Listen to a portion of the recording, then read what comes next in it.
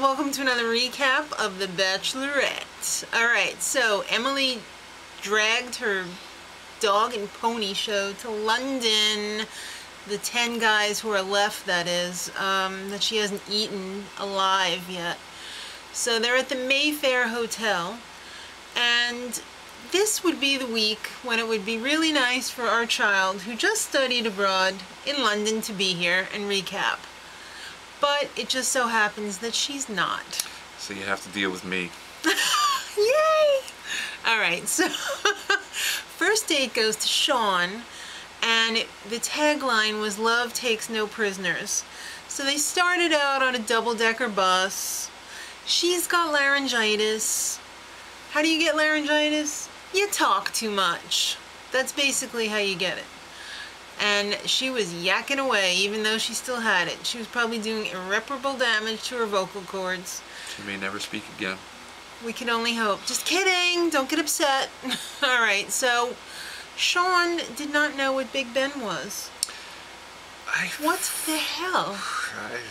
I don't How can know. you not know what Big Ben is? I think it's inconceivable. That's like the freaking most iconic thing about London ever. They went to St. Paul's Cathedral, which just so happens to be only a few blocks from where our daughter lived for 4 months. Can you believe it? Maybe he knows it as Elizabeth Tower. Doubtful. They went to Buckingham Palace. Kaylin's a D-bag, we find out. He's talking smack about Ricky. You don't do that to the mama bear's cub. No. That's not cool. Not a good move. This guy is just so dumb. Guess he didn't really want to be there. I don't know. But she tells Sean good guys are hard to come by. And when you do come by them, they're boring. You know, that's the cue for make out with me. That's basically what she was trying to say. And he bought it. So he went to the speaker's corner, he jumped up on the soapbox, and they were asking him about freedom, and he gets up yakking about love. What's his love? I thought he did a pretty good job for impromptu. He did okay. Yeah. She was buying it. Then they had dinner at the Tower of London. Now that, I have to admit, was pretty damn neat. Romantic. Mm-hmm. Yeah. Meanwhile... Dining where all those thousands of people have been murdered. What more could you ask for? I know. Meanwhile, back at the hotel, the other date card arrives. And it's a group date. A rose by any other name would smell as sweet. First, the guys didn't know what the hell that meant. Hello, it's Shakespeare. And we find out that the one-on-one this week is going to Jeff, not Talon. Is it Talon? Who cares? Kaylin, wasn't it? Kaylin. Talon. It might as well be Talon. Alright, so back at the date, she says, how many kids do you want to have? He's like, well, I've always 2, but if you want 4, 6, 8, 10, whatever. Whatever you want. Whatever gets me the rose. And I guess he was saying what she wanted to hear because he got it. Alright, let's talk about the group date. It was the Shakespeare date. It was at Stratford-upon-Avon. And they were performing Romeo and Juliet. Pretty romantic, right? If you knew what the words meant. It seems like nobody studied this in high school. I read this in high school. I think I read it in high school also, but really didn't pay much attention. Sorry. Well, these guys are a lot closer to being out of high school than you are. And you still know what the words mean. More or less. So they had to, like, audition for the parts. They had some real Brits there who knew what they were talking about, 3 of them. And for the Romeos, they chose Alejandro, John, Ryan, and Kaylin. Talon, whatever his name is. Alright, so they had to fill some other parts, too, because Shakespeare only had men in his plays. So Ari and Doug played the parts of the nurse. And I guess it was the other 2, Travis and Chris, were Mercutio and Paris. It's Mercutio, right? I think so. Yeah, alright. Kaylin was very serious, and Emily wanted it to be fun and light and wonderful, and he was a crappy robot. And all he wanted to do was rehearse. So he told her, you know, like, get out of here. And she was like, what I order? All right. She was not happy about that. So everyone was great except Kaylin. And especially good was Ari, Doug, and Ryan, because they played it up. The two nurses, of course, and Ryan, because he's sleazy. And she really likes that deep down, I have a feeling. So it's pub time after the play. And Ari wants to kiss her in every city. And she's all about the kissing, so she really liked that. She does seem to like kissing. She likes kissing on them guys. So Ryan is trouble, and we know it, and she knows it. And she's the kind of girl that wants to get into his kind of trouble. And he even whips out a little necklace, like it looked like he pulled it out of his sock or something. Where'd he get that? Did he steal it? I think he found it. I don't know. He probably stole it from somewhere. Everybody jumps on the Get Callan bandwagon. He was yakking about Ricky, and he was like, yeah, she's baggage. She kind of is in a way, but the way he put it was so crappy. There's baggage, and then there's responsibility. True.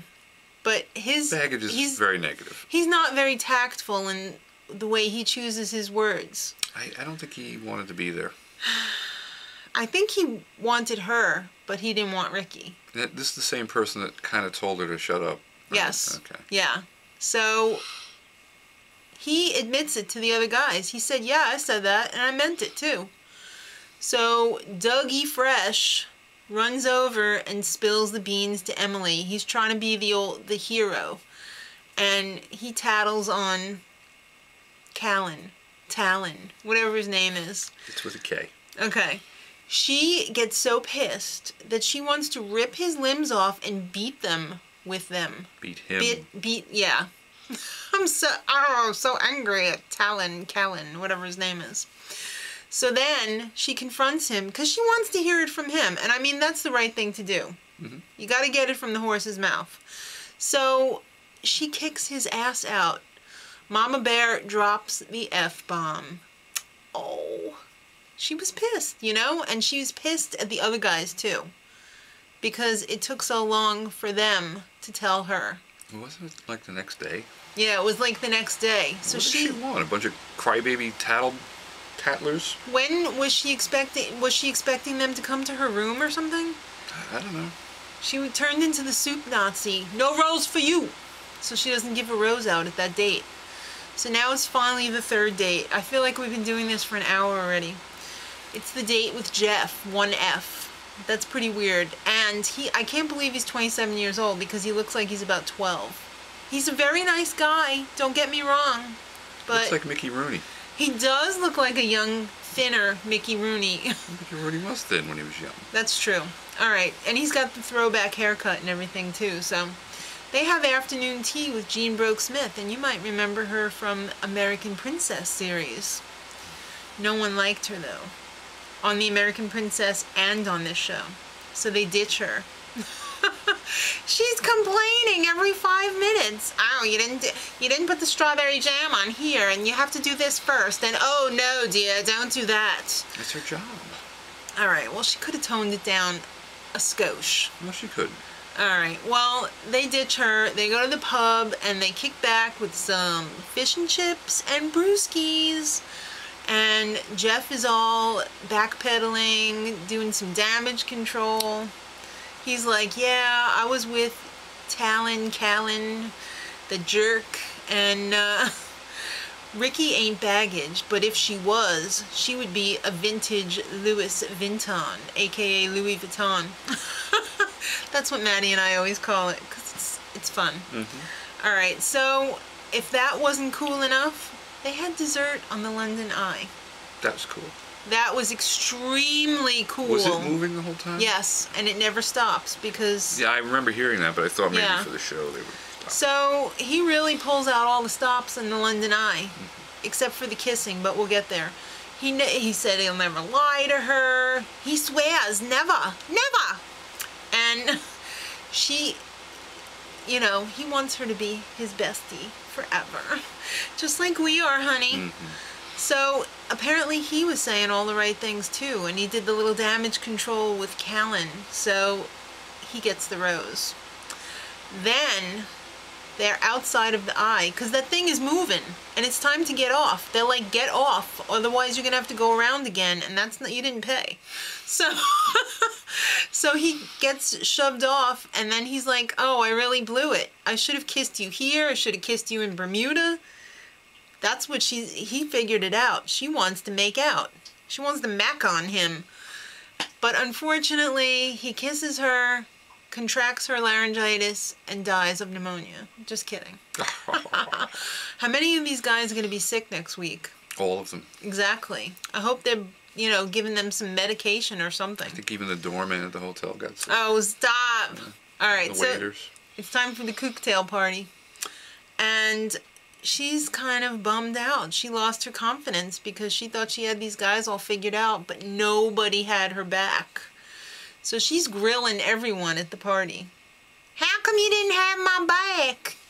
And It's almost like she wanted fisticuffs. yeah, she was really feisty. She kept pulling out that line, oh, I'm from Virginia, I'm going West backwoods. Virginia.